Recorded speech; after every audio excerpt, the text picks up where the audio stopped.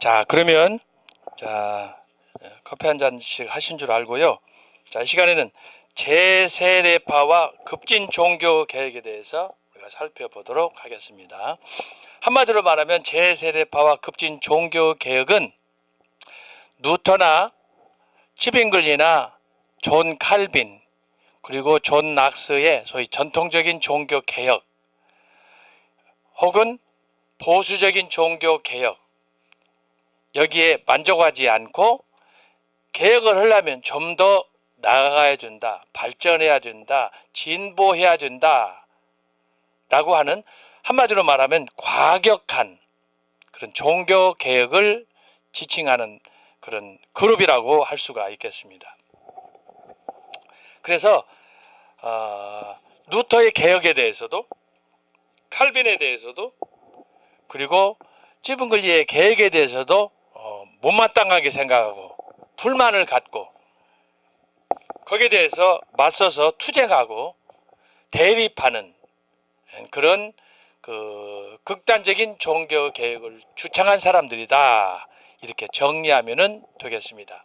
그래서 종교 개혁 안에 다양한 그룹들이 있는데, 여기 제세례파와 급진 종교 개혁은 굉장히 과격한 그런 극단적인 무리로 이렇게 나아가게 됐는데, 결국은 극단은 항상 그 단어처럼 위험한 성향을 드러내게 됐는데, 제세례파와 급진 종교의 주동자들은 종교개혁 당시에 대표적으로 츠빙글리나 칼빈에 의해서, 심지어 누터에 의해서도 많은 사람들이 배척을 당하고 죽임을 당하는 그런 사태가 발생하게 되었습니다.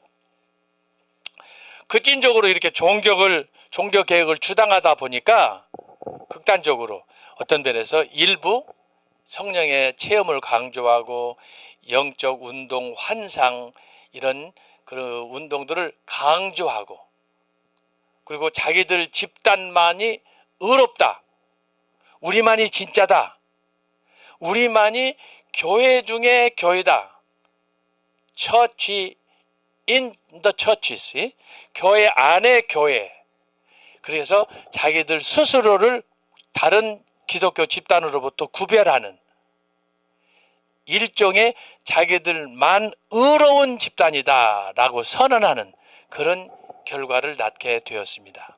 그래서 이것 때문에 많은 불이익을 당하게 되었는데, 이들의 전체적인 그 신앙의 기초는 칼빈의 기독교 강요, 그 신학에 기초했지만, 이것이 더 강하게 외부로 부각되었을 때 결국은 칼빈하고 맞서게 되고, 또 누터나 찌빙글리하고도 맞서게 되고 극단으로 가게 되고, 그래서 그것을 하나의 자기들 나름대로의 하나의 신앙 형태로 발전시키다 보니까 소수 그룹으로 전락하고 지탄받고, 결국은 자중질환으로 자기들도 자기 안에서 이것이 컨트롤이 안 되기 때문에 소위 질이 멸렬하는 그런 결과를 낳게 되었습니다.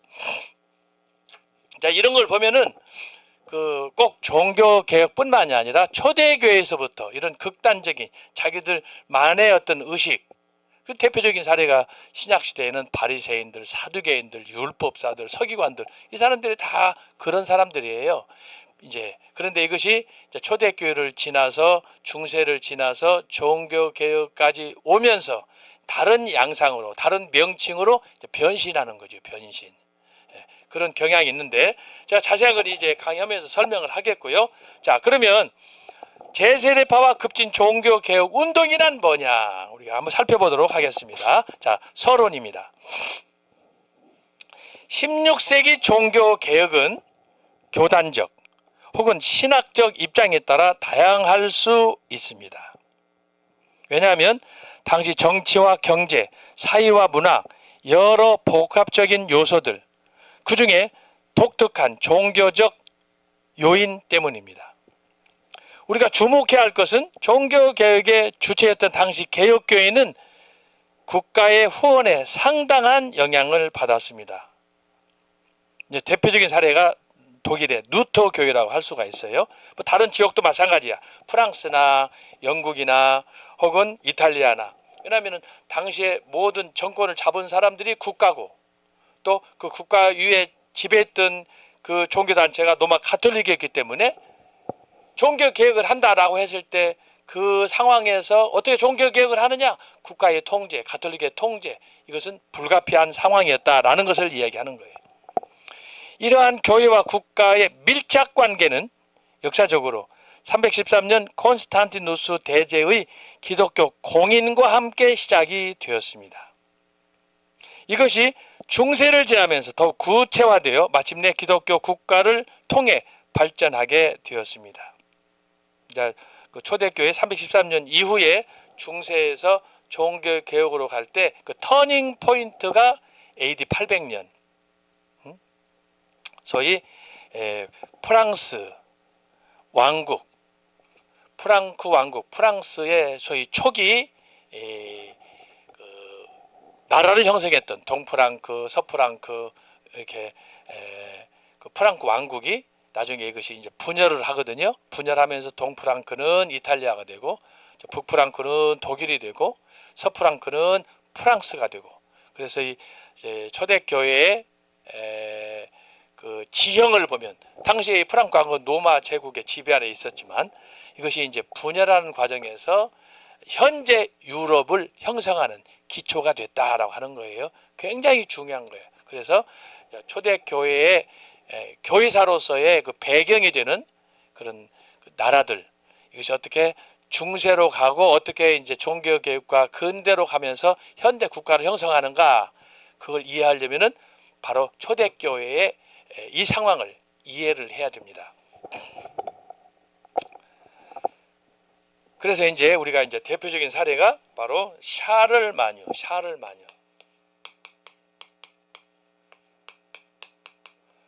샤를마뉴, 소위 황제. 476년에 로마가 망했잖아요. 그래서 제가 아까 저 강의 초기에 설명하잖아요. 이건 정치적으로 서로마의 패망, 그 다음에 신학적으로 어거스틴의 430년 죽음, 그 다음에 종교적으로 590년 그레고리. 자, 이렇게 말씀을 드렸었는데, 자, 서로마가 476년에 망했는데 야만족에 의해서, 이제 뭐 다양한 해석이 있습니다만은 우리나라 저 위에 있는 간도 몽골 쪽, 소위 그 당시에 그곳에 야만족 훈족들이 살고 있는데 지금부터 1000년, 1500년 전에 먹을 것이 없어가지고 그 어려운 그 지형에서 살던 사람들이 먹을 걸 찾아서 생존을 위해서 저쪽 유럽 쪽으로 이동하는 과정에 그 사람들이 이제 당시에 소위 로마 제국, 현재 이탈리아, 처음에는 북쪽으로 갔겠죠. 북쪽에 독일이나 그쪽에 있었던 그 유럽 지역, 모스크바 이쪽으로 갔던 사람들이 시간이 지나면서 점차 날씨가 추우니까 남쪽으로 옮겨가다 보니까 이제 이탈리아, 프랑스 이쪽으로 이제 내려가죠. 그러면서 초기에는 이 사람들이 노예 출신들이 많았어요. 근데 이 사람들이 이제 가서 그곳에 정착하면서 자식들이 낳고 인구가 많아지다 보니까 이 사람들이 이제 자기들의 세력을 확보하게 되는 거죠. 그러다가 결국은 이제 그 오도 아케레에 의해서 이제 이 로마가 패망하게 되는데, 어쨌든 476년 서로마가 망한다. 이것은 이해가 안 되는 부분이야. 어떻게 로마가 망하느냐? 모든 길은 로마로. 그래서 로마는 영원한 제국이라고 생각을 하고 그렇게 믿었는데 이 로마가 망한다? 하루아침에 세워지지 않은 로마가 망한다? 그런데 로마가 망한 거예요. 그것도 야만족에 의해서. 그러고 나서 이제 샤를마뉴 때, 황제 때 800년, 이때 이제 네오 3세가 로마의 교황이었는데 바로 그때 샤를 마뉴 황제가 이탈리아 로마에 있는 교황이 외세의 침략을 받고 위기에 빠졌을 때 전쟁을 해가지고 그들을 물리쳐 주었어요. 그랬더니 교황이 너무너무 감사한 거야. 그래서 샤를 마뉴에게 476년에 로마 황제관, 제국이 망하니까 로마 황제가 없어지니까 황제관도 없어져 버렸어요. 그런데 샤를 마뉴가 476년이니까 몇 년이에요?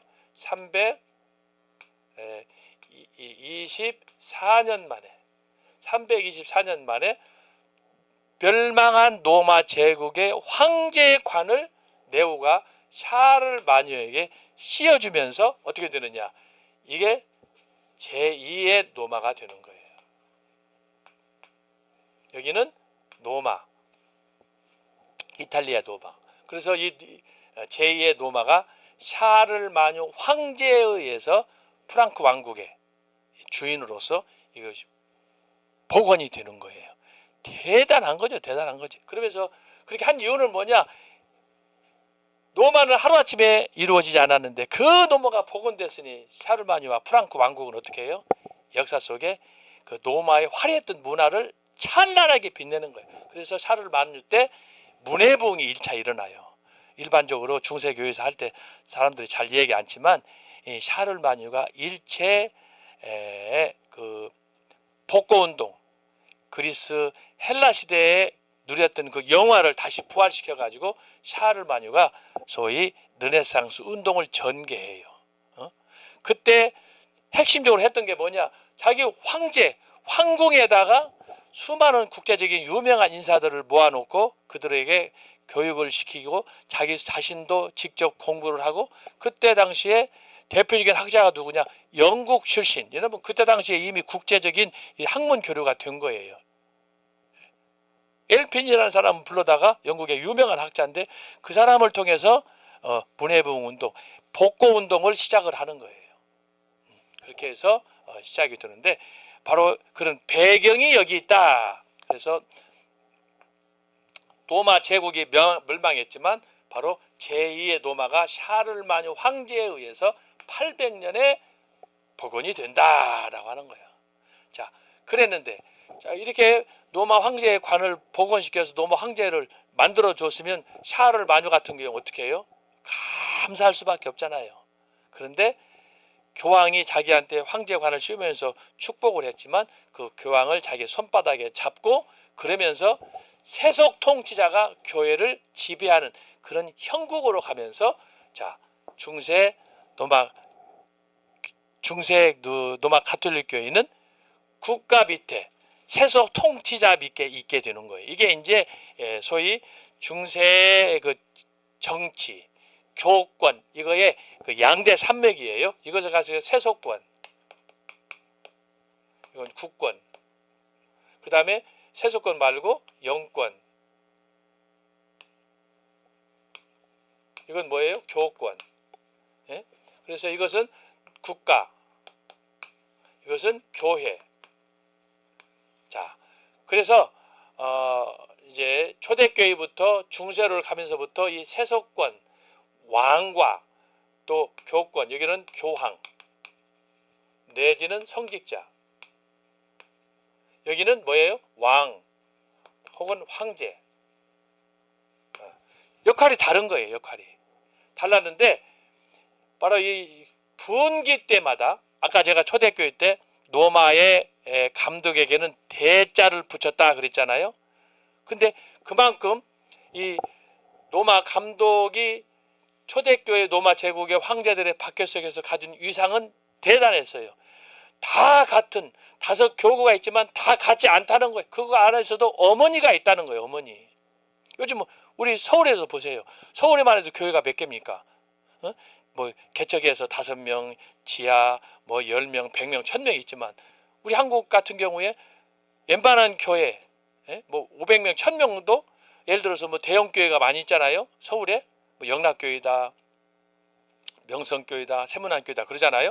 이런 교회들이 있으면 일반 지방에 있는 교회에 뭐 10개, 100개 하고 서울에 있는 대형교회 하나 비교가 되겠어요? 맞먹으면 되겠어요? 안 되는 거예요. 그런 의식이 이때부터 싹 튼 거예요. 그래서 노마 감독은 일반 감독이 아니야 대감독이라는 걸 이름을 붙이는 거예요. 차별화지. 그러다 보니까 자기들은 좋을지 몰라도 다른 감독들, 다른 교구에 있는 사람들은 열등의식에 사로잡히는 거예요. 우리는 뭐야? 이렇게 되는 거예요. 근데 이것이 유독 심한 데가 어디냐? 한국교회예요. 한국교회.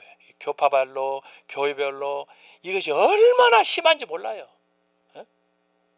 영국 같은 경우에 제가 영국에 있어 봤지만 여러분 거기는 제가 스코틀랜드 에든버러에서 공부할 때 프리처치 칼리지는 전체 학생이 30명이에요. 1학년, 2학년, 3학년이 있는데 전체 학생이 3학년이에요. 학년당 거기는 교단에서 그 풀 스칼라십을 주어가지고 교단 목사가 되기 때문에 교단에서 키우는 거예요, 인재들을. 그러니까 학년별로 10명씩, 많아봐야 11, 12명이야.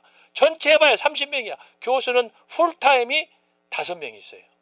이제 정규별로 구약, 신약, 조리신학, 교회사, 실천에서 선교학도 하니까. 그리고 나머지 이제 부족한 부분은 외부에서 특강 강사들을 불러다가 특강으로 다 때우는 거예요. 근데 이것을 어떻게 하느냐? 교단에서 풀 서포트 해가지고 학교를 운영해. 우리 학생들은 거기 교단에 소속한 사람은 등록금이 없어. 교단에서 다 내주니까. 생활비도 대주고. 교수들도 교단에서 월급을 줘요. 그런데 거기는 이제 뭐 우리 같이 뭐 그냥 5,000명, 뭐 10,000명 모이는 교회가 없고 대부분 다 이제 유럽에 있는 교회들이 작아요. 50명, 100명, 2, 300명 이렇게 교회들이 작은데 그 교회들은 교회가 작든 크든 열등의식이나 우월의식이 없어요. 다 교회는 주님에게는 다 똑같은 인식들이 있어요. 근데 우리나라는 그게 아니야. 노예를 가도 뭘로 하느냐? 자가용이 뭐냐에 따라서 줄을 서요. 노예 가면은 교인 숫자가 몇이냐에 따라서 줄을 서요. 이거 아주 잘못된 이 중세의 이런 잘못된 가톨릭적인 전통이 우리 한국교회에 뿌리를 내리고 있는 거야. 아주 잘못된 거예요. 교인이 10명 있는 교회나 100명 있는 차이가 있으면 되겠어요? 하나님은 영혼 한 사람 한 사람을 사랑하는 건데. 근데 우리 한국교회는 이 병이 들어가지고 너무 심각한 병이 들어서 숫자 노름하고 돈 노름하고 어느 교회가 헌금 만들느냐 그거에 따라서 교회를 평가하고 그거에 사기를 쳤든지 부도를 냈든지 뭘 했든지 상관없이 무조건 결과만 중시하는 이게 잘못된 거예요. 그래서 이제 그렇게 됐는데 바로 이 샤를 마뉴 그 황제가 로마의 황제권을 복권하면서 그가 엄청난 권한을 누리게 됐는데 그러면서 이제 이 세속 통치 밑에 교황이 종속되는 거예요. 소문을 못 쉬어. 그러면 어떻게 용납을 안 하는데 자기가 안수 줬으면은 그 안수 주고 황제로 세워줬으면 얼마나 은혜를 샤르마니가 보답을 해야 되겠습니까? 그런데 그렇지 않아요. 그때는 순종하겠습니다. 나에게 황제관을 주십시오. 할렐루야. 뭐든지 하겠습니다. 해놓고는 딱 황제관을 받으니까는 무슨 소리야. 완전 이재명식이 되는 거예요. 여러분 이게 정치라는 거고요. 이게 권력이라는 거예요. 그래서 더러운 거예요. 그렇게 했다가 그러니까 여기는 영권 교황이 한이 맺혔어. 안 그러겠어요? 안수 줄 때는 자기가 이게 사르마누를 내 손안에 황제다. 내가 이제 오야봉이다라고 했는데 오히려 잡혔어. 800년이야. 이때부터 언제까지? 1096년까지. 몇 년이야? 근 300년 동안을 800년이니까 이때가 이게 뭘 얘기하는 거예요? 이게 바로 십자군 운동이에요. 십자군 운동. 소위 우르반 2세 1096년 우르반 2세가 십자군 유럽에 있는 교회들 모든 성도들에게 십자군에 참여해라. 우리가 저 원수들 이슬람을 때려잡자. 그 성지를 탈환하자. 이게 십자군 전쟁 아닙니까? 그동안에는 800년부터 1090년까지 교황은 있으나 마나야 존재 의식이 없었어. 근데 십자군 운동을 하면서 어떻게 됐냐, 우르반 2세가 여러분 기독교인들은 다 뭉쳐서 성지를 탈환합시다 그랬더니 전 유럽이 독일, 영국, 프랑스에 있는 기독교인들이 심지어 어린애들 코올리기까지 다 나와가지고 소년 십자군 만들어가지고 이 성지 탈환, 이스라엘을 회복하기 위해서 전쟁에 가담한 거야. 이야, 그랬더니 역사가 바뀌어버렸어. 이때부터 교황이 천하의 유일한 통치자가 돼. 그래서 여기는 밑에는 뭐예요? 여기는 이제 황제야. 이게 뒤집어지는 거야. 800년에는 황제가 오야봉이야. 세속 통치자가. 그런데 십자군 운동이 딱 들어서 성지 탈환 전쟁을 하면서부터는 이제부터는 세속 통치자 황제들 말 안 들으면 그냥 그대로 저주해버리면은 나락으로 떨어지는 거예요. 그래서 그때부터는 누가 되느냐? 교황이 신이 되는 거야. 신. 알았어요? 이때부터 몇 년까지냐? 자, 이것도 보면은 약 1295년까지. 대략 보면은 200년이야. 200년. 십자군 운동이 200년 동안. 이때는 무슨 얘기예요? 교황이 신이 되는 거예요. 절대자가 되는 거예요. 그래서 이게 이제 큰 구도로 보는 건데, 기독교 2000년사에서 큰 구도를 보는데, 초대교회는 황제가 신이야. 세속 통치자가. 교회는 있어도 있으나 마나야. 박해받고 죽었잖아요. 그러다가 이제 감사하게도 313년에 콘스탄티누스 황제가 기독교에게 공인을 하는 바람에 지하에 있던 교회가 이제 황제의 인정을 받고 지상으로 올라오는 거예요. 그렇다고 해서 뭐 그렇게 권위를 내세울 그런 상황이 아니에요. 모든 통치는 로마 황제가 잡고 있었기 때문에.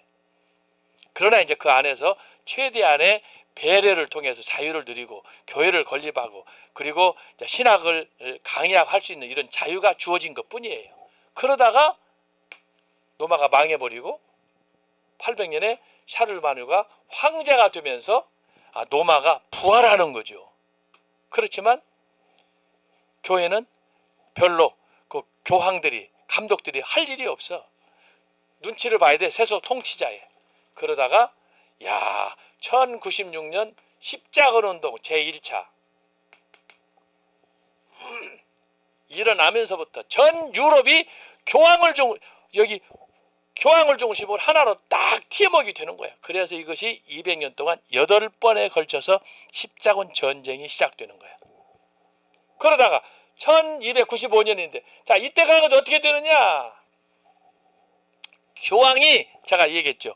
세 개로 갈라져.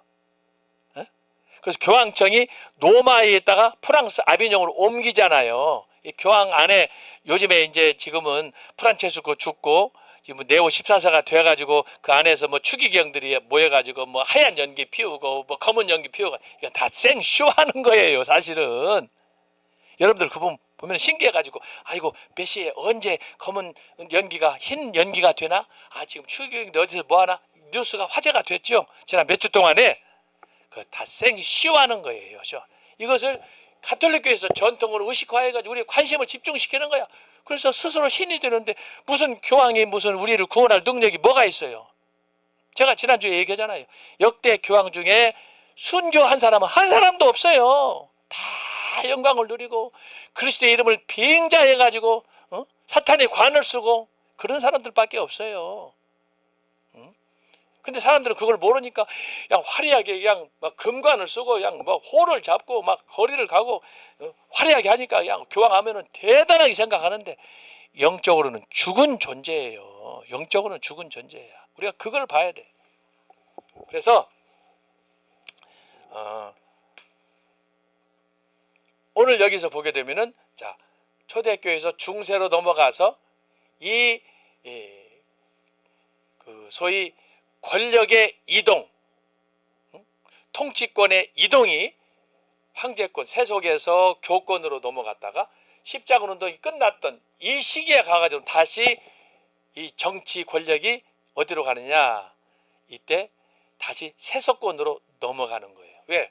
교회가 십자군 운동을 통해서 잘한 건 아니지만 어쨌든 200년 동안 지탱을 해왔는데 나중에 지들끼리 싸우고 대판 가지고 교황이 3명이 돼서 동시대에, 그러니까 교황이 하나님의 대리자인데 하나님이 셋됐다고 생각해 보세요. 얼마나 웃기는 일입니까? 그러니까 셋이 또 싸워. 형님 먼저 아우 먼저 서로 싸우는 거예요. 그러다가 바로 로마 가톨릭 교회가 분열하기 시작하는 거예요. 분열, 핵분열. 그러니까요, 이게 바로 중세 교회, 가톨릭 교회가 보여주는 아주 그런 정치 권력, 통치권을 둘러싸고 전개들은 교회와 국가와 교회 간의 알력, 투쟁을 우리가 보여주는 거예요. 그래서 이제 교황청이 스스로 몰락해 가는. 그래서 이때부터 이제 1295년이니까 자, 이때부터가 언제냐? 중세 후반, 중세 말로 가는 거예요. 그러면서 어떻게 해요? 이 교황권. 자, 우르바노 2세에 의해서 교황권이 하늘로 솟았다고 그랬잖아요. 샤를마니 황제에 의해서 세속 통치가, 황제권이 하늘을 솟았다고 그랬잖아요. 근데 이게 어떻게 되는 거예요? 무너지기 시작하는 거예요. 그래서 교황이 짓밟히는 거예요. 세속 통치자한테 야 이 새끼야, 너 같은 새끼가 무슨 교황이야, 내 말 들어, 이렇게 되는 거예요. 그 중에 대표적인 사례가 독일에서 일어나는 카노사의 굴욕이야. 누가 권력을 가지고 있느냐, 누가 주인이냐, 교황이냐 황제냐, 서로 싸우다는 거야. 그래가지고 교황이 이기는 듯 했지만 결국은 독일의 황제가 카노사에 가가지고 크리스마스 때 맨발을 벗고 거기서 부들부들 떠면서 교황님이요, 내가 잘못했습니다 해놓고 나중에 알았어, 내가 너 조위 용서해줄게, 용서 딱 해주니까 독일로 가가지고 다시 뭐예요? 교황을 제거하는 작업 들어가는 거예요. 그래서 원수를 갚아요. 결국은 교황이 병신돼 버렸어. 비참하게 죽어버렸어. 이게 여러분 권력 싸움이에요. 권력 싸움. 자, 그래서 제가 간단하게 설명을 했는데 바로 그런 배경이 여기에 놓여 있어요. 자, 5번째 줄 보면은 그래서 314년 콘스탄스 국가 제국을 통해 발전하였다. 따라서 중세인들은 종교와 세속 생활을 하나로 통합한 채 모든 것을 포괄하는 유기적인 기독교 사회를 구축하였다. 모든 것은 다양한 규례와 전통, 특별히 성직자를 중심으로 전개되었다. 이게 이제 중세 때에는 교황권, 교황청, 성직자, 이게 신분 제도에 따라서 그렇게 됐다고 제가 말씀드렸습니다. 자, 그런데 루터의 개혁이 확산되면서 중세 교회의 삶과 교리에 맞선 소위 독립적 신앙을 표방한 운동들이 출현하였습니다. 여러분, 가톨릭 교회에 대해서 누구든지 반박하면 안 되는 거예요. 어떻게 교황권에 대해서 맞서서 싸울 수 있어요? 그런데 여기에 대해서 루터가 비로소 봉화를 들게 됐다, 그 얘기예요. 이들은 개인주의와 개인의 존재에 대한 자부심으로 그동안 옛 전통에 일방적으로 통제받던 틀에서 벗어나 자칭 참 신자 그리스도인으로서 성경을 새롭게 이해하며 과감히 교회와 국가의 관계에 의문을 제기하였다. 그래서 그런 면에서 루터가 대단한 거예요. 루터가. 그래서 루터가 바로 이런 이제 여기서는 이제 그 황제에 맞서서 그리고 또 교황에 맞서서 루터가 개혁을 주창하면서 주적은 누구냐? 95개 항해문에서 보여주는 것처럼 교황권에 맞서서 이걸 싸우는 거예요. 교황권에 맞서서. 그 다음에 보겠어요. 당시 신비주의나 제세례주의자 같이 독자적인 그룹으로 형성된 단체들이 여기에 공존하였습니다. 자, 루터, 칼빈, 찌빙글리, 낙스 이렇게 종교개혁의 여러 지도자들이 각 지역으로 나오다 보니까 여기저기에서 신비주의자들, 제세례주의자들이 극단적인 사람들이 나타났다라고 하는 거예요.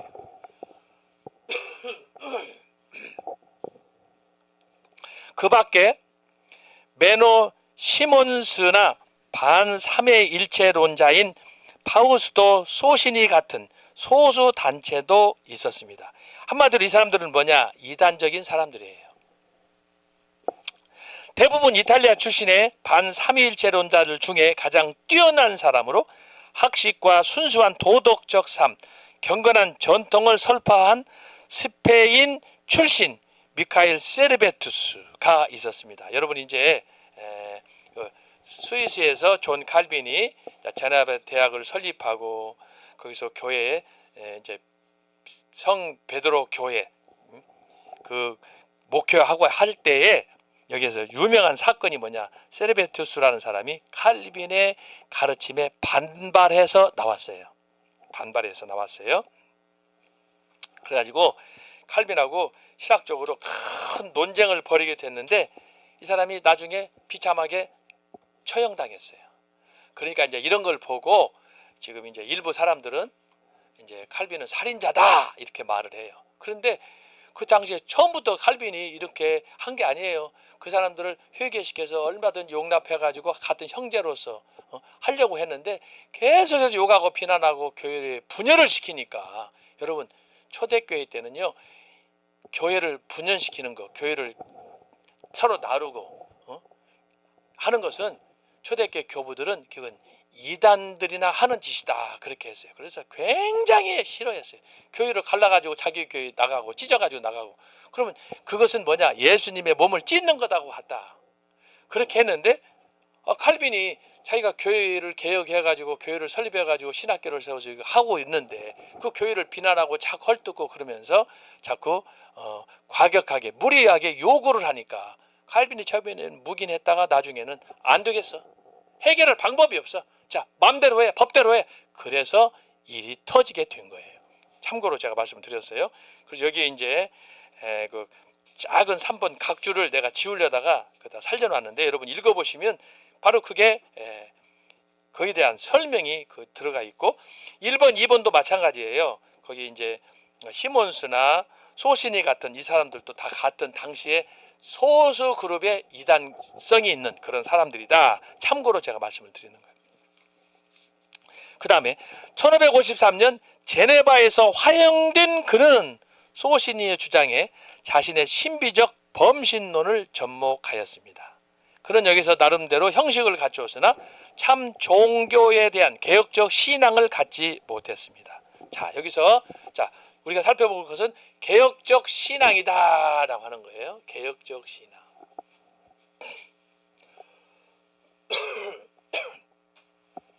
개혁적 신앙.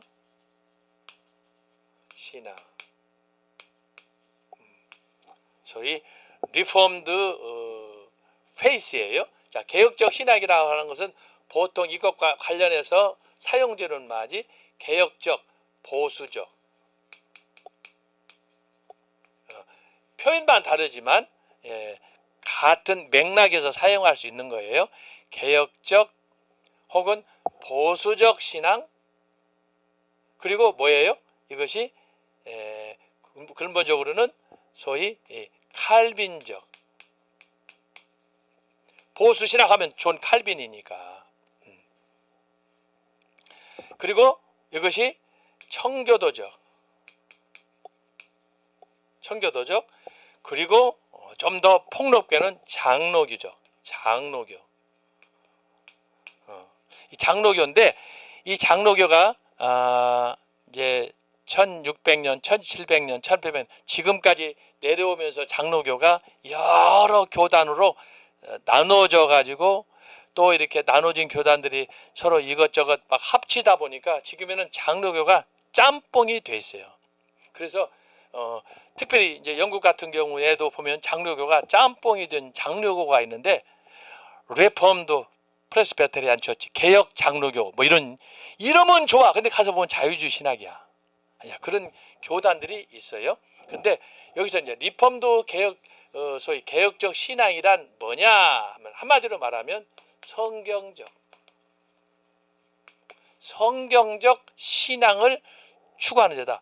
그러면 여기서 성경적이라고 했을 때 성경적 그 신앙이란 뭐냐? 하나님의 말씀을 그 말씀대로 믿는 거예요. 믿는 신앙.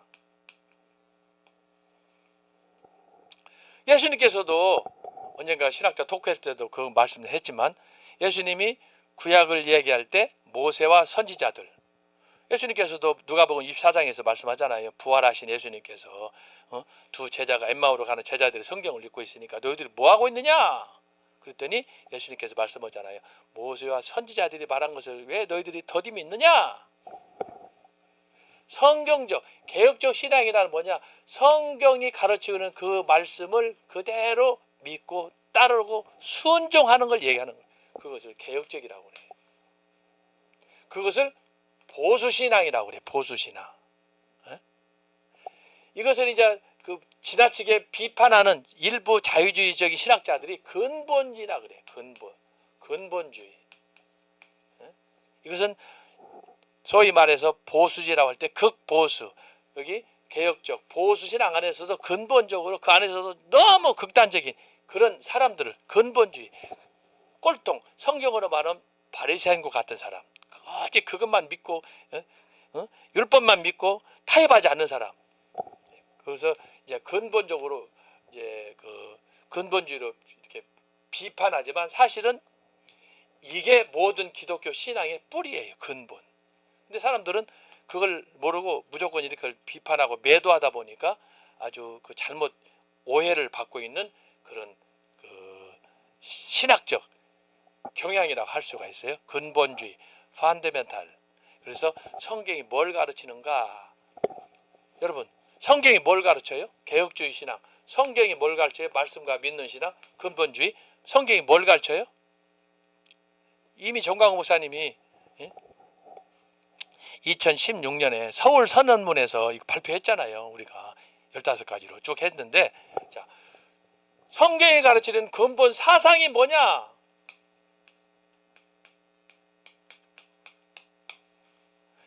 형식에 따라서 다양하게 할 수 있어요. 이걸 신학적으로 하게 되면은 뭐예요?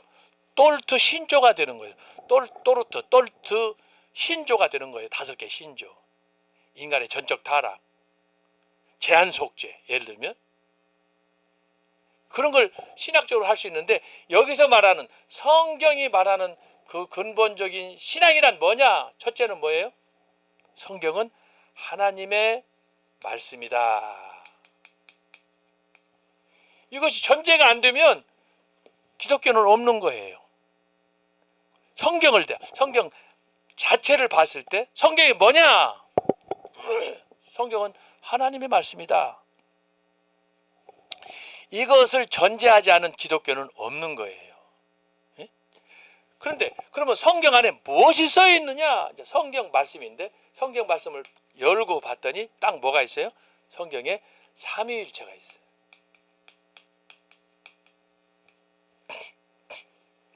안에를 봤더니, 그래서 삼위일체, 성부와 성자와 성령이 계시다라고 하는 거예요.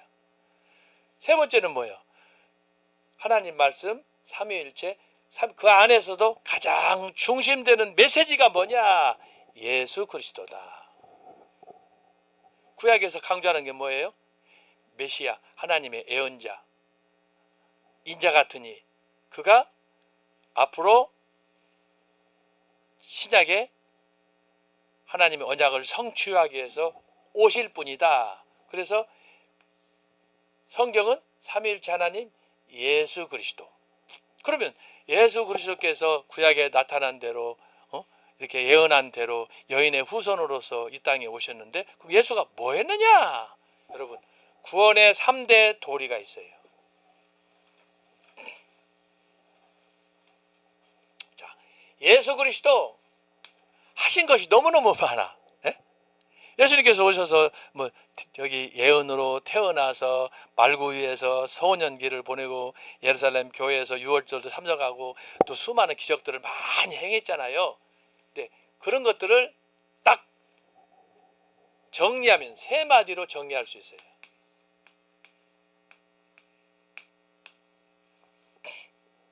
이것은 반드시 설교할 때 들어가야 돼요. 이것이 안 들어가면 설교가 아니에요. 그 연설이에요. 썰 까는 거예요. 예수 그리스도를 얘기할 때, 자, 제가 얘기하잖아요. 성경 말씀 믿는 신앙인데 성경을 얘기할 때 첫 번째는 하나님 말씀, 두 번째는 삼위일체, 삼위일체 안에서 구원을 계획하시고 이루시고 적용하시는, 특별히 구원을 성취하신 그 예수 그리스도, 그분을 이야기할 때 첫 번째가 뭐냐? 많은 생애가 있지만 3년 동안에 예수님이 일으키신 사역하신 그 일들이 너무너무 많이 있지만, 요한복음 21장에서는 그걸 다 적으면은, 기록하면은 땅에 놓을 수도 없다.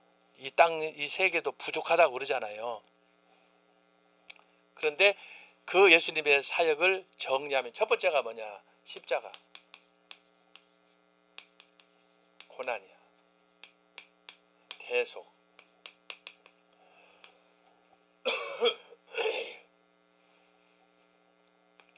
예수 그리스도 하면은 여러분 이것을 기억해야 돼. 반드시 기억해야 돼.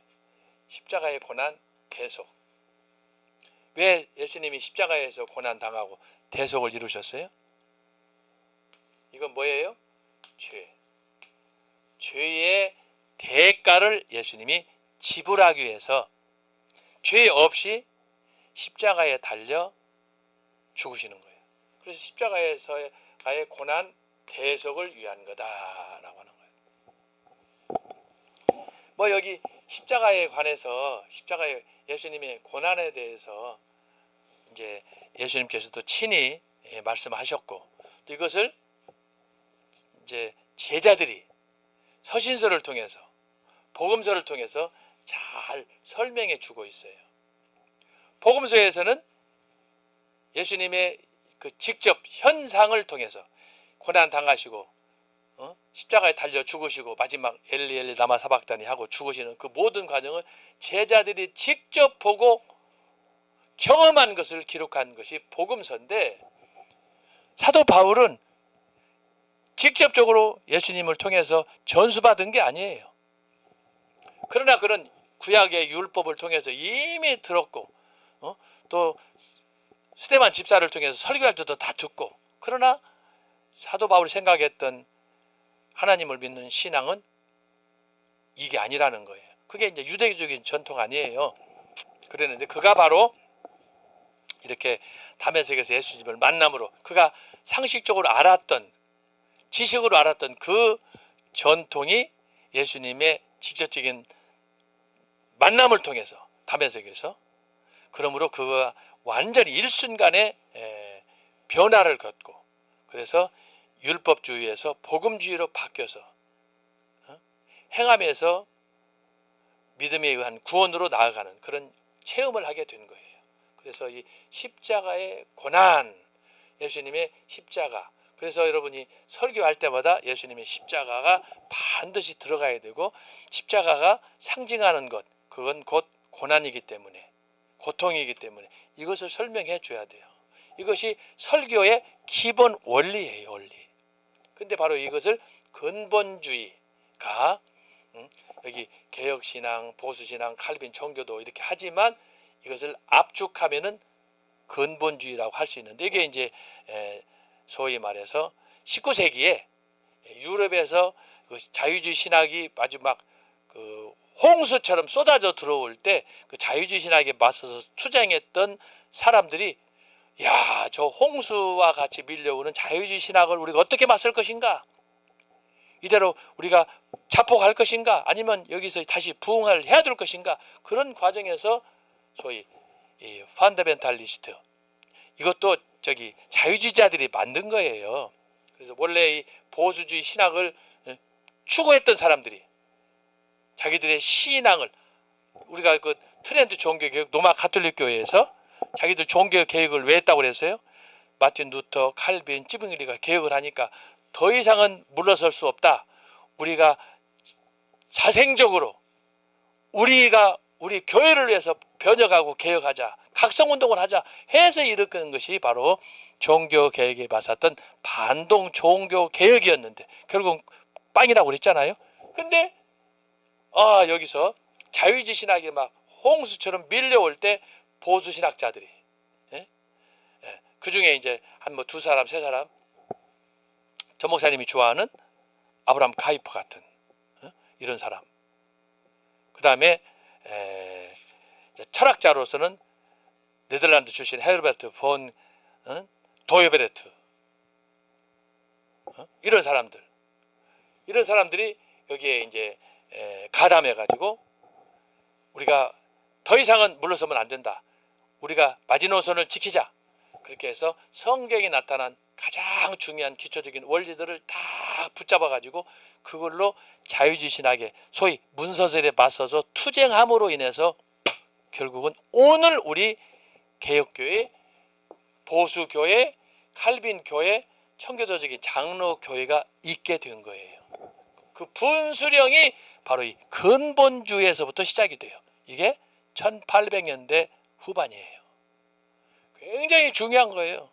그래서 그 사람들이 이 쓰나미처럼 밀려오는 자유주의 물결에 맞서서, 진화론에 맞서서, 공산주의에 맞서서, 자유주의에 맞서가지고 이걸 투쟁하면서 지키는 거예요. 이게 바로 그거예요. 그래서 근본주의는 사실 좋은 건데 자유주의들이, 빨갱이들이 볼 때는 이거 아니었으면 무너졌는데 이것 때문에 이게 보수교회가 살아남았으니까 원수 아닙니까? 그래서 이 사람들은 지금도 한국교회도 마찬가지야. 예를 들어서 저기 한국신학대학 기장직이나 감저교나 순복음이나 이런 사람들은 우리 장로교 보수적인 교회에 대해서는 저 사람은 근본주의야. 대화도 안 되는 사람이야. 꼴통이야. 이렇게 얘기하는 거예요. 알았어요? 여기다가 붙이는 게 뭐예요? 꼴통 보수. 그러나 여러분 이것은 좋은 뜻이에요. 이걸 지금 좌파들이 우리 광화문에 대해서 뭐라고 그러니까 극우라고 그러잖아요. 극우. 극우라고 그러잖아요. 이것은 여러분 구구가 아니에요. 우리는 자연스럽게 그냥 하나님 말씀 믿는 사람들이 저 새끼들이 우리를 매도하는 거예요. 그래서 근본주의를 만들어내는 거예요. 우리를 극우라고 하는 거예요. 어디가 전 목사님이 극우입니까? 애국운동하는 거지. 에? 이렇게 되는 거예요. 다 이렇게 좌파들이 왜곡해서 우리를 매도하는 거예요. 그러나 실제로는 근본주의, 판더멘탈, 베이직 얼마나 중요한 겁니까? 이거 없으면 우리가 기초가 안 됐으면 우리가 건물을 지을 수 있어요? 아무것도 못해요. 그러니까 이게 뿌리라니까, 뿌리. 그거는 뿌리예요. 근본도 뿌리고, 이게 원래 한 분도 근본이 뿌리 아닙니까? 뿌리 근자에. 예?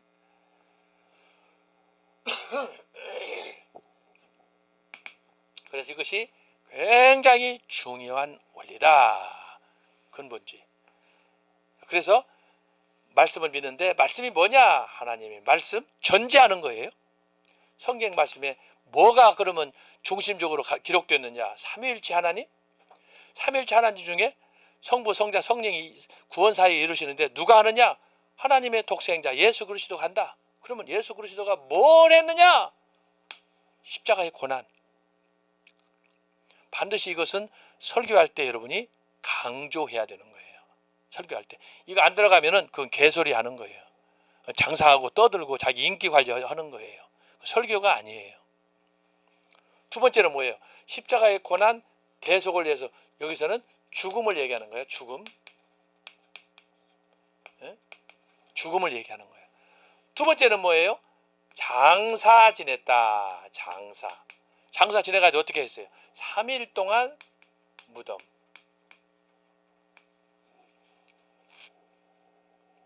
중요한 거예요. 이게 고난당하시고 죽어서 음부까지 내려갔다.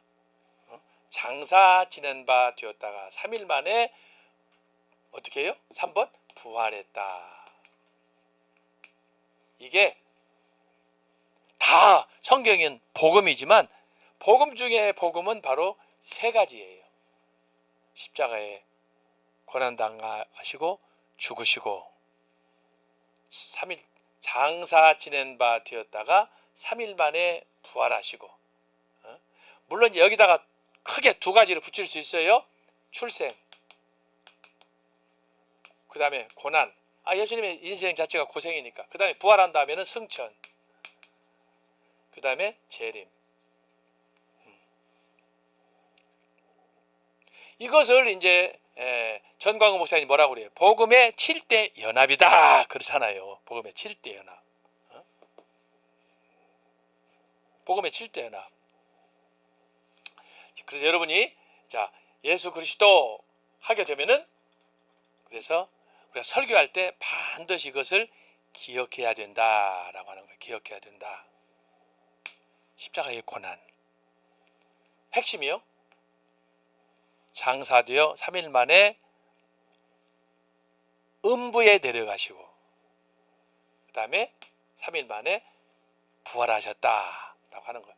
다 중요하지만 이 세 가지는 여러분이 반드시 설교할 때 설교를 해야 되는 거예요.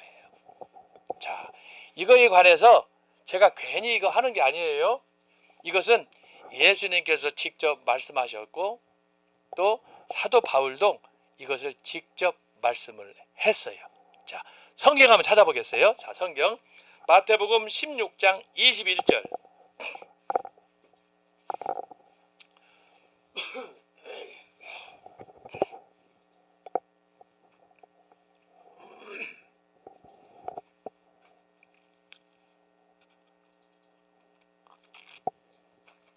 자, 마태복음 16장 21절 한번 보겠어요.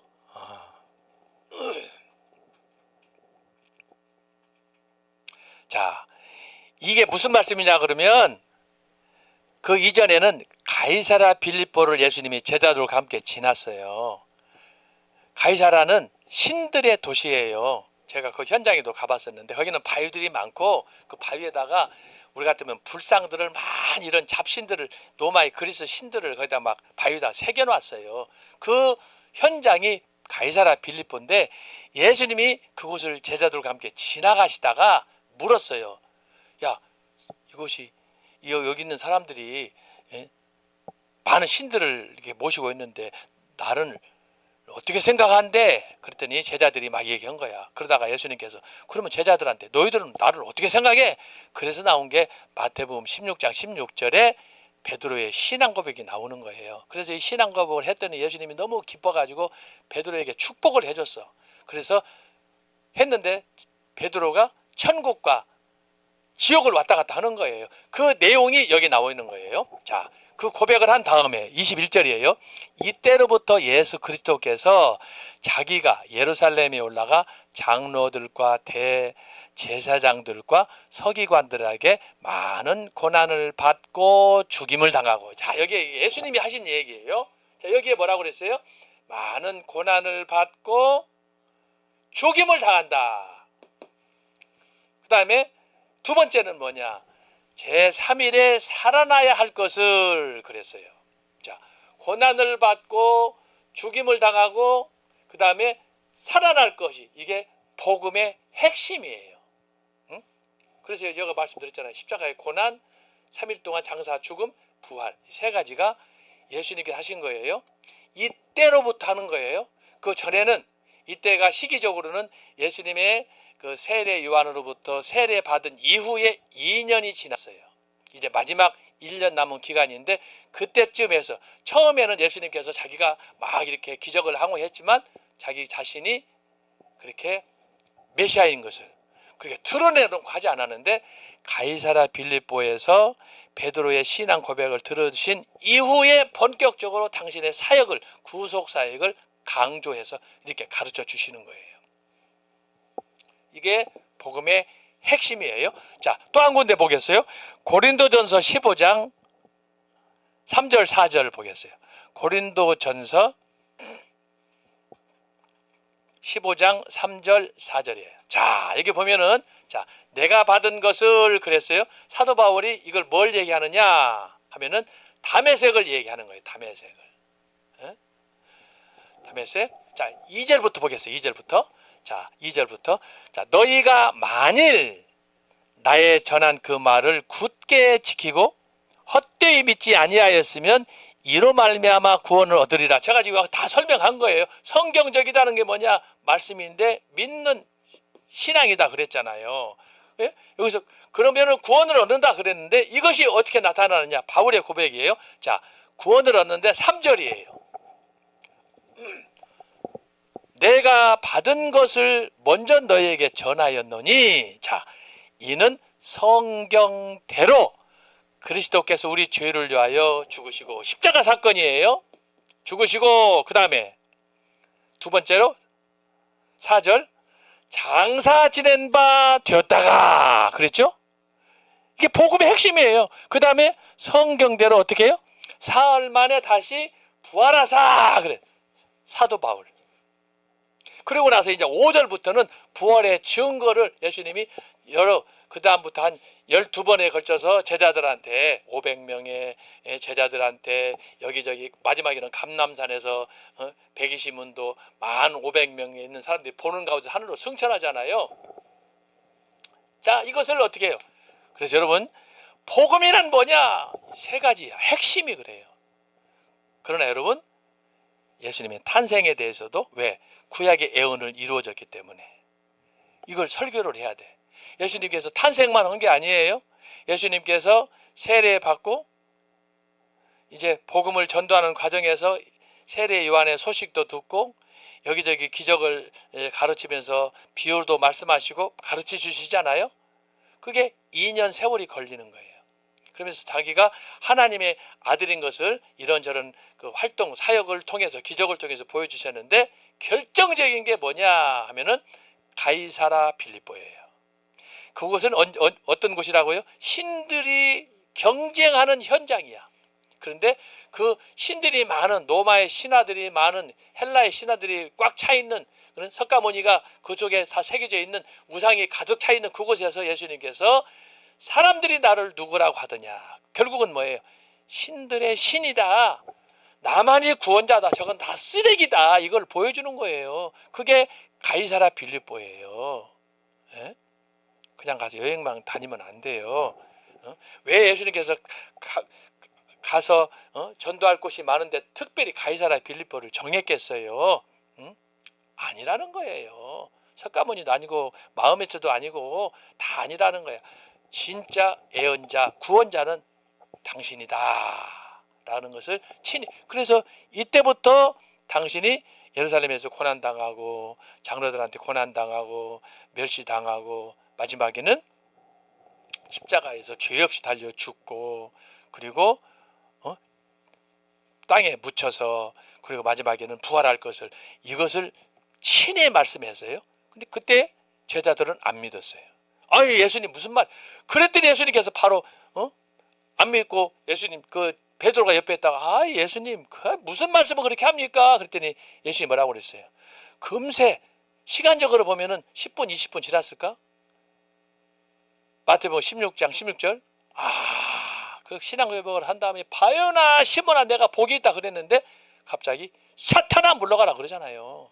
사탄아 물러가라 그래. 예수님께서 그냥 베드로 금방 칭찬 받았는데 금방 그냥 벌을 내리는 거야. 그래가지고 예수님께서 베드로를 책망하는 거죠. 책망. 사탄아 물러가라 말이야. 그랬는데 중요한 건 뭐냐? 예수님께서 직접 가르친 복음의 3대 요소. 사도 바울이 가르쳐주는 복음의 3대 요소. 이 세 가지예요. 이 세 가지는 여러분들이 잘 기억해. 이것을 개혁신앙에서 보수신앙에서 칼빈이나 청교도 장로교가 가르치는데 이거에 대해서 근본주의다? 이걸 그러면 어떻게? 이걸 만약에 뺐다. 이걸 뺀다. 여러분 안고 없는 찐빵이 뭔 줄 알아요?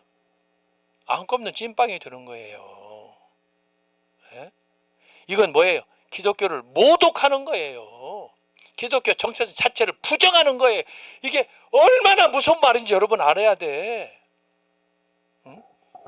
밖에 나가면은요 사람들이 장로교 이런 청교도 이렇게 믿는 우리들한테서 저 사람은 근본주의다, 꼴통이다, 아주 뭐라고? 그거다. 이건 굉장히 우리를 모독하는 거예요. 전혀 우리는 그거가 아니에요. 우리는 가장 핵심, 복음의 핵심을 믿는 진짜 기독교인이에요. 제가 지금 말씀드리는 거 아닙니까? 그런데 이 사람들이 이것도 모르고 말이야, 우리를 매도하고 그러는 거야.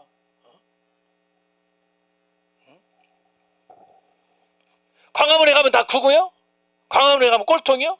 그러면 광화문에 안 오는 저 이재명이나 민주당이 저 사람들은 뭐예요? 꼴통은 그 사람들이에요. 좌파놀이하고 세상에 역사상 어디가 아버지가 범죄인인데 아들도 범죄 아닌데 그런데 당에서 민주당에서 아들을 위해서 그 비난하고 이런 거 못하도록 지금 법을 만들어서 국회에다 올리는 거 아닙니까? 이게 지금 우리 현실이에요. 그게 꼴통 아니요? 에?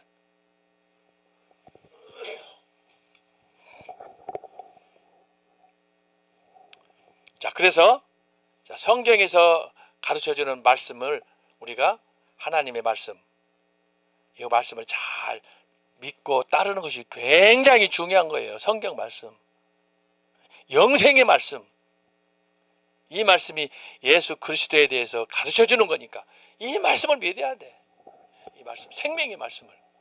그런데 이 말씀을 보니까 그 안에 창세기부터 계시록까지 성부와 성자와 성령 하나님이 창조 사역부터 구원 사역에, 또 하나님께서 마지막 예수 그리스도께서 구름 타고 오셔서 천국에서 새 예루살렘을 완성하실 때, 당신의 구원받은 백성과 더불어 그곳에서 살아갈 때, 그 당신의 신부들과 함께, 구원받은 백성들과 함께 영원토록 살 거 아니에요. 이게 기독교의 기본 교리인데 이것을 근본주의다, 이걸 빼라 그러면은 죽으라는 소리 아니에요. 이걸 어떻게 뺍니까? 하나라도 뺄 수 있어요? 뺄 수 없어요. 그리고 여기 네 번째는 아까 여기 적었지만은, 자, 이 예수 그리스도 십자가, 고난, 장사, 부활. 그랬으면 이제 네 번째가 뭐냐? 승천. 그 다음에 다섯 번째 재림. 이렇게 가는 거예요. 이게 근본주의가 믿는 기독교 신앙의 핵심이에요. 핵심. 여기다가 이제 뭐 덧붙일 수 있는 게 뭐냐? 예수님께서 말씀하신 거죠. 너희는 세상에서 빛이 되고 소금이 되라. 헌신이죠, 헌신. 그렇잖아요. 우리가 복음만 가지고 사는 게 아니에요. 그 복음을 가졌으면 그 말씀대로 순종해야 복음을 가진 거지. 따로 노는 게 아니야. 그래서 제가 초대교회 때 얼마나 이걸 강조했습니까? 응?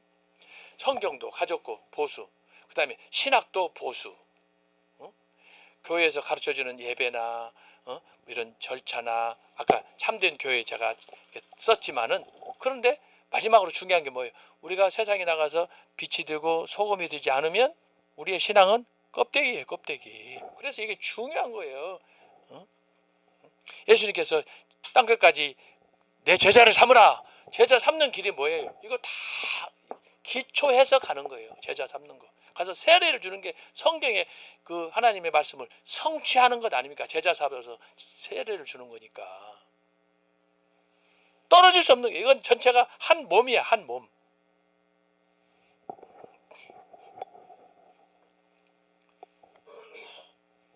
그래서 여러분이 여기서 말하는 이 개혁적 신앙이다라고 하는 건 뭐냐?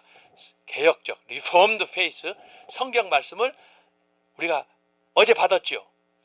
오늘 받죠. 내일도 이것을 늘 새로운 마음으로 하나님의 말씀을 받으라. 개혁적 신앙이에요. 늘 자기 자신을 돌아보라. 늘 자기 자신을 하나님 말씀에 비춰보면서 결단하라. 헌신하라. 개혁적이에요.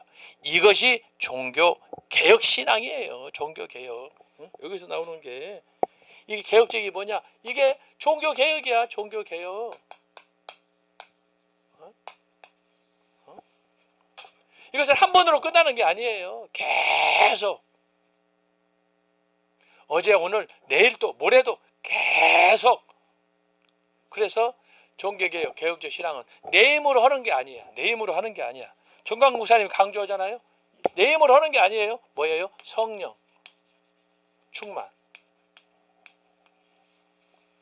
다른 모든 종교는 내 힘으로 해탈하는 거예요.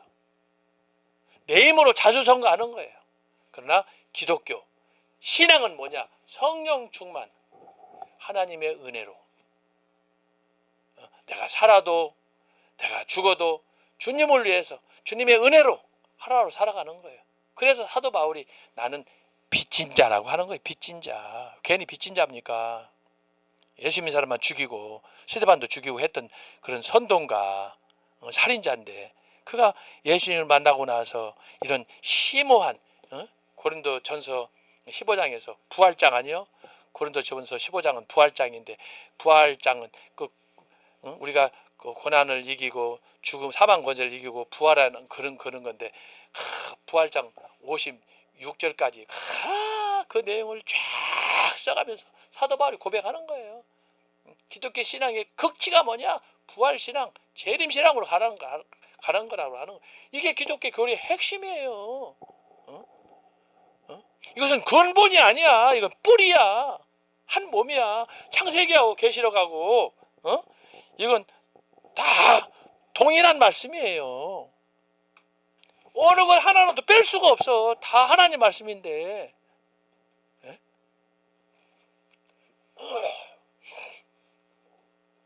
그래서 이것을 여러분이 잘 기억해야 됩니다. 기억해야 되는 거예요. 그래서 정말 종교 개혁을 통해서 여러분이 바라볼 때 내가 늘 얘기하잖아요. 족보가 중요하다. 내가 지금 어디에 있는가, 나의 현 주소가 중요하다 그러잖아요. 굉장히 중요한 거예요. 그렇게 하려면은 족보가 중요하다, 현 주소가 중요하다. 그럼 어떻게? 내가 바른 신학을 가져야 돼요. 그 바른 신학이 뭐라고 그랬어요? 개혁신학, 보수신학, 칼빈신학, 청교도신학, 장로교 신학이에요. 혹시라도 제 강의 듣는 중에 장로교 교단 아닌 다른 교단, 침례교, 순복음, 구세군 이렇게 있을 수 있지만 여러분 오해하지 말기 바래요. 제가 여기서 말하는 것은 바로 이 기독교 2000년 역사 속의 그 전통의 신학을 기초로 제가 말씀드리는 거예요.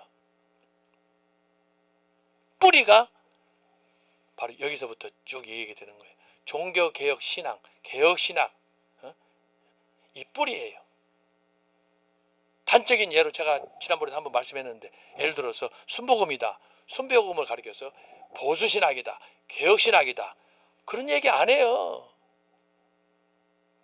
구세군, 그런 순복음이나 이런 교단들은 1800년대, 1900년대에 생긴 거예요. 지금 족보로 따지면 자 손자발이야, 손자발. 저 나중이야. 감리교 조금 위야, 감리교. 그런데 이제 그런 교단들은 주로 직분에 관해서 하는 얘기지만, 여기서 말하는 것, 제 강의의 포인트는 뭐냐? 신학, 성경에 뭘 얘기하느냐? 그 정통, 정신, 신학의 뿌리를 내가 얘기하는 거예요. 그래서 이 맥을 이렇게 잡을 때 근본주의가 바로 신앙의 핵심이다라고 하는 거예요. 그러니까 더 이상 여러분들이 어디 가서 저 사람은 근본주의다, 꼴통이다, 극우라라고 했을 때 여러분 전혀 쫄지 마세요. 긍지를 가지세요. 그래, 나 극우다 이 새끼야. 나는 꼴통이다. 너는 뭐냐? 너는 좌빨이냐? 그렇게 맞서라 이 말이에요. 교회 안에서도 마찬가지예요. 아까도 제가 말씀했지만, 아니 어떻게 성경을 이렇게, 만약에 이 신앙을 이렇게 믿고 있다고 그러면 어떻게 동성연애를 찬조합니까? 차별금지법을 참조합니까? 이거 제정신입니까? 있을 수 없는 거예요. 나는 그래서 어제도 그제도 몇 분들하고 얘기했지만, 목사들이 성경을 들고 설교를 하는 사람들이 한 입에서 단물 쓴물 나오면 돼요, 안 돼요? 대답해봐요. 단물 쓴물 나오면 돼요, 안 돼요? 뜨겁든지 차든지 하라고 그랬어요. 근데 오늘 목사들이 문제야. 목사들이, 신학을 하는 목사들이, 뭘 안다는 목사들이 성경을 몰라. 성경을 알아도 지식으로 알아. 그래서 제가 강조하는 게 뭐예요? 이 신앙이 중요하다니까. faith, believe in the Lord. 그 신앙이 중요한 거예요. 지식으로 알면 안 되는 거야. 난리지가 아니에요. 난리지에서는 생명이 없어요. 그러나 신앙에서 우리는 부활을 경험하고 생명을 얻고, 예수님이 그 신앙을 보고 소경의 눈을 뜨고 바디메오의 눈을 떠주고 38년 된 그 어려움 가운데 있는 중풍병자를 건져내고, 여러분 지식 때문이 아니라 신앙 때문에 기적이 일어나는 거예요. 예수님이 바로 이 신앙을 보시는 거예요. 그래서 여러분이 이걸 잘 여기서 말하는 개혁적 신학이란 뭐냐? 늘 자기 자신을 살펴보는 거예요. 자기 자신을 돌아보는 거예요. 그래서 내가 하나님 말씀에 진짜 합당하게 살아가는가? 이게 진짜 보수야, 보수. 지금 보수는 개 쓰레기들이 보수잖아요. 간신들이 보수고 여기 붙었다 저기 붙었다 이 진짜 그런 것은 보수가 아니에요. 그 조씨, 정씨 몇 사람 있더만 김진 씨, 정규재 씨, 그 다음에 조갑재 씨. 옛날에 이 사람들이 그래도 보수의 간판들이었잖아요. 다 지금 이재명이 앞잡이가 됐어요. 여러분, 그렇게 표리가 부동해야지. 그렇게 겉과 속이 다르면 안 되는 거예요. 나 그 사람들이 신앙이 있는지 없는지 모르겠지만 다 쓰레기들이에요. 쓰레기들. 소용없어요. 우리가 생각하는 것은, 우리가 고민할 건 뭐냐?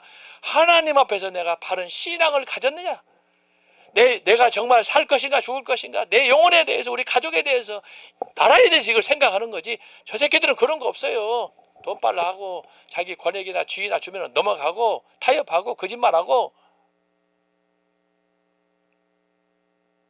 제가 볼 때 그래도 광화문 애국 세력은 자기를 희생해가면서 나라가 이렇게 어려운 가운데서 금식하면서 눈물 흘리면서 가슴을 치면서, 내가 어제도 주일날 예배 보고 광화문에 왔더니 예배 끝났는데 사람들이 안 가고 거기서 그룹으로 20명, 30명씩, 40명씩 앉아가지고 찬양을 하면서 도시락을 까먹으면서 야유회를 왔는지 소풍을 왔는지, 야 너무나 멋있더라고요. 에? 누가 시켜서 합니까? 자발적으로 감사함으로. 이게 개혁신앙인 거야. 이게. 왜? 이 사람들은 이걸 알기 때문에 그러는 거예요. 이걸 근본주의, 말씀과 신앙, 이걸 알기 때문에 꼴통이다, 극우다 이런 말을, 오해를 받아가면서 와가지고 매주 거기서 예배하는 거예요. 여러분, 광화문에서 정광 목사님과 함께하는 광화문 주일날 예배는요, 전 세계에 없어요. 옛날에 웨슬레라든지 조나단 에드워드라든지 그 다음에 조지 히필리라든지 영국에서 미국에서 부흥운동 일어날 때 광화문 같은 그런 운동은 없었어요. 그 사람들은 단순히 부흥의 은혜만 받았지만 광화문은 나라 살리는 일까지 같이 하잖아요. 근데 지금 이게 하루 이틀 하는 겁니까? 사람이 모여도 한두 사람 모입니까 지금? 어제도 경찰 몇 분들하고 대화를 했는데 경찰들이 그래. 정강 목사 같은 사람은 없다는 거야. 자기가 봐도 음원이간데 경찰이 그래. 경찰이 대단하다는 거야. 시청에서 세이브가 모이고 누가 모이고 전환길에도 모이고 누가 모였다고 하면서 그분이 그러게 자기가 다 다니면서 분석을 한다는 거예요.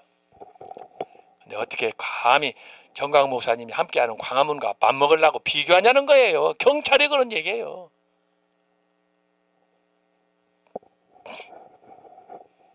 대단한 거예요 이거. 지금 때때로 우리가 이런 오해 속에서 고난도 당하고 있는 건 사실이에요. 고발당해가지고 경찰에 가서 검찰에 가서 조사받고 전 목사님도 그러잖아요. 그러나 여러분, 우리가 말씀에 바로 사로잡혀서 이렇게 나라를 지키고 은혜를 사모하기 때문에 그런 일을 당하는 거예요. 그 핵심이 뭐냐? 성경 말씀이에요. 이게 개혁적 신앙이에요. 개혁적 신앙. 절대 여러분 뒤로 물러가면 안 돼요. 비겁하게 홍준표 같이 이중으로 행동하면 안 돼요. 나쁜 진짜.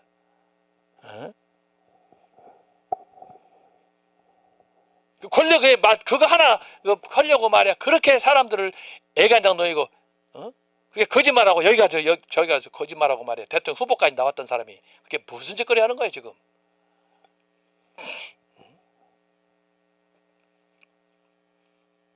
그래서 여러분 이것을 잘 보면, 자 여기에서 개혁적 신앙에서 이렇게 비껴가는, 삐져나가는 그 신앙이 첫 번째가 아까 말한 루터가 있단 말이에요. 루터파. 참 이해가 안 되죠. 종교개혁을 시도한 불을 붙인 사람인데 어떻게 이 개혁 신앙에서 살짝 비껴나가냐는 말이에요. 아까 그게 타협, 성찬식 할 때 내가 설명했잖아요. 자기의 습관대로, 자기의 지식대로 하니까 그러는 거예요. 말씀대로 하면 경험 따라가면 안 되는 거야, 여러분. 예? 경험이나 내 이성을 따라가면 안 되는 거야. 정 목사님이 강조하는 거 아닙니까? 지금 성경의 나타남을 통해서 광화문에서 그 말씀 하시는 거 아니야. 예? 그래서 지정의를 내려놓으라고 하는 거 아니에요. 그래야 되는 거예요. 아, 세상에 루터가 그렇게 해가지고 열광적이었는데 루터가 살짝 비켜졌어. 나중에 막 지들끼리 싸움하고 말이야. 갈라지고 말이야. 이쪽에는 뭐야? 루터파가 이렇게 됐는데 개혁신학에서 삐져나가. 그게 바로 지금 제세례파야. 제세례파. 여기 회중파, 형제단.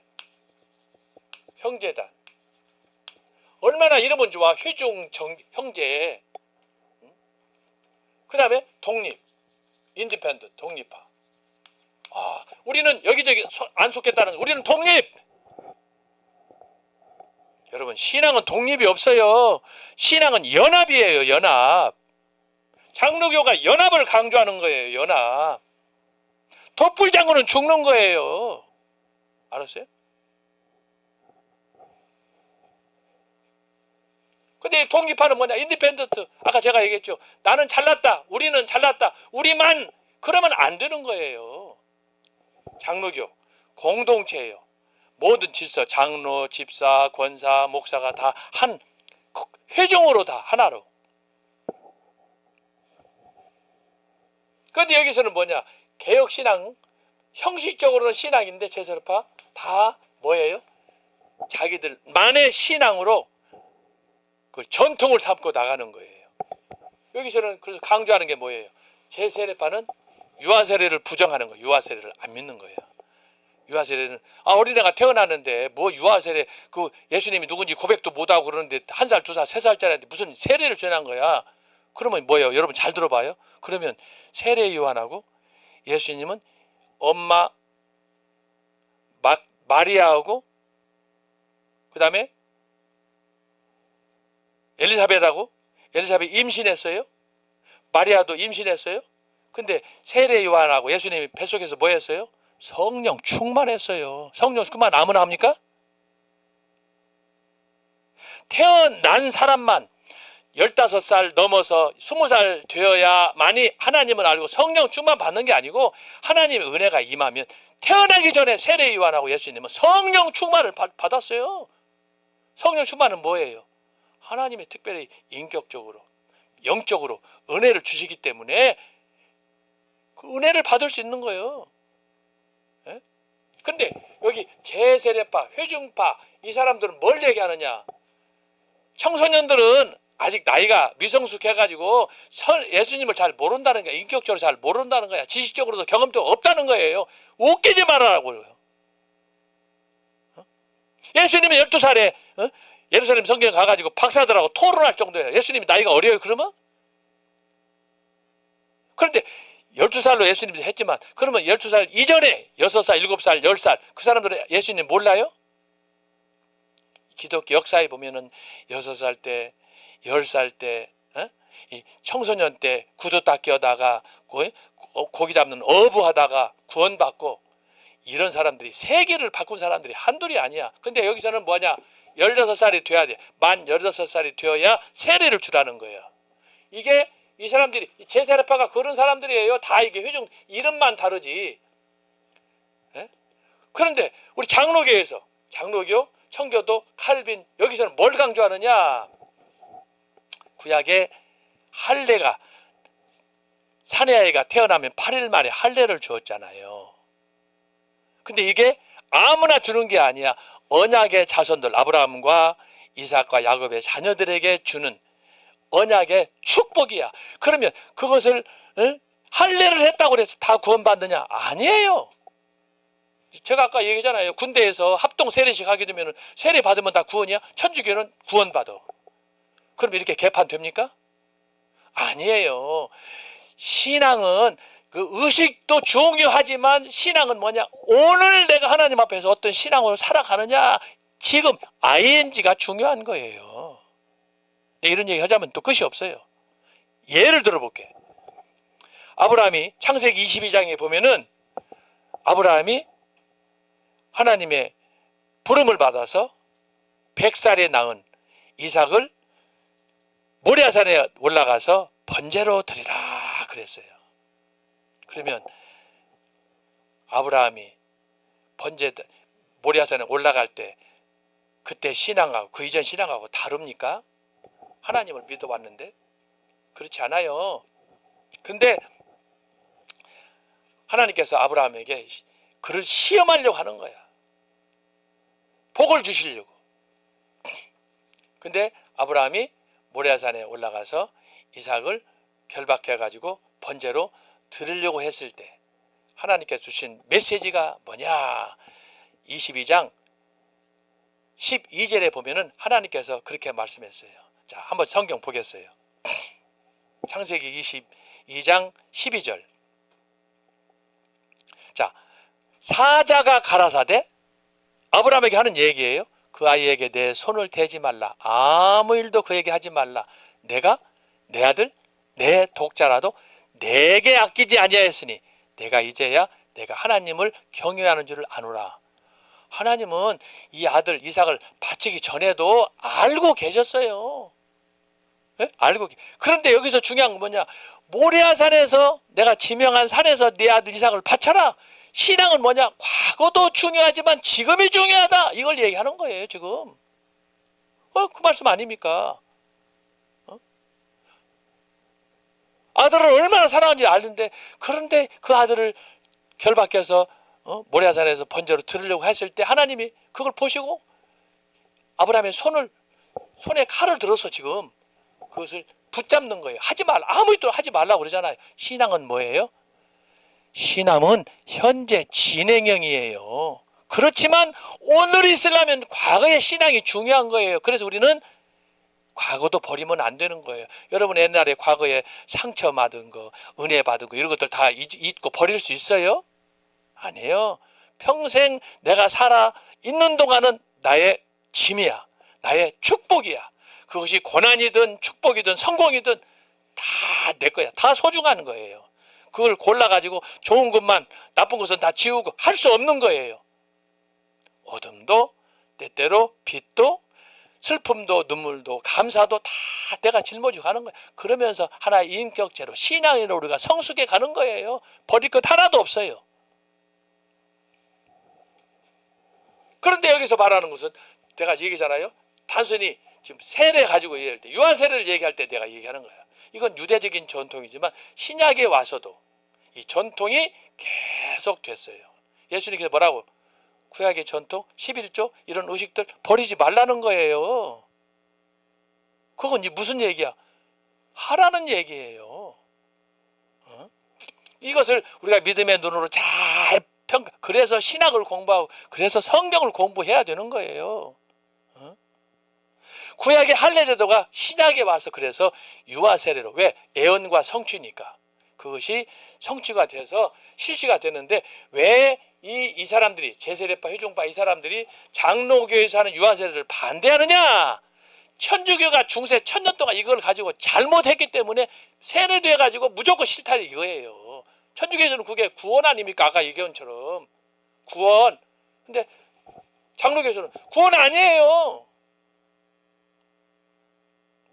그런데 이것을 장로교가 알면서 그걸 장로교 유아세를 준단 말이야? 그러니까 이 사람들이 뭐야? 싫은 거예요. 그래서 장로교가 하는 이런 장로 제도나 유아 세례나 무조건 반대하는 거야. 왜? 배경에는 천주교에서 교회를 타락시킨 그 앙금 때문에 배척하다 보니까 장로교까지 이거 다 거덜내는 거예요. 이걸. 그리고 어떻게 되는 거야? 이걸 다 거덜내는 거야. 그래서 종교개혁자 루터, 칼빈, 찌빙거리, 존 낙서가 이 사람들은 어떤 사람? 위험한 사람. 그래서 나중에 재판으로 죽이기도 하고 전쟁을 통해서 막 그 사람들을 난자해버리는 거예요. 이런 배경이 있는 거예요. 배경. 그래서 주범은 누구냐? 로마 천주교에서 뭐라고요? 성예로, 성례는 구원과 영생이다, 생명이다 라고 해서 그걸 남발하니까, 제가 아까 그래서 군대에서 합동 세례식 하는 거 아닙니까? 세례 받으면 구원이야? NO! 천주교에서는 구원이야, 영생이야. 장로교에서는 그런 거 아니에요. 그렇지만 아니지만 전통적인 언약을 중시해서 그렇게 하고, 그래서 나중에 유아세례 받은 사람이 16살 때 가면 공개적으로 교인들 앞에서 입교식을 다시 하잖아요. 왜? 누구도 모르니까. 그때까지 10여 년 동안 신앙생활 잘했는가, 부모님들은 신앙생활 잘했는가, 그걸 확인하기 위해서 공개적으로 그것을 입교 문답을 하는 거예요.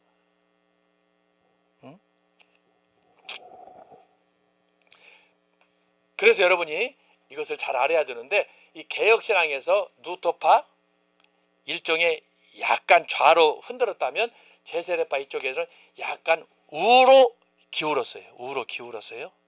그 얘기는 뭐냐?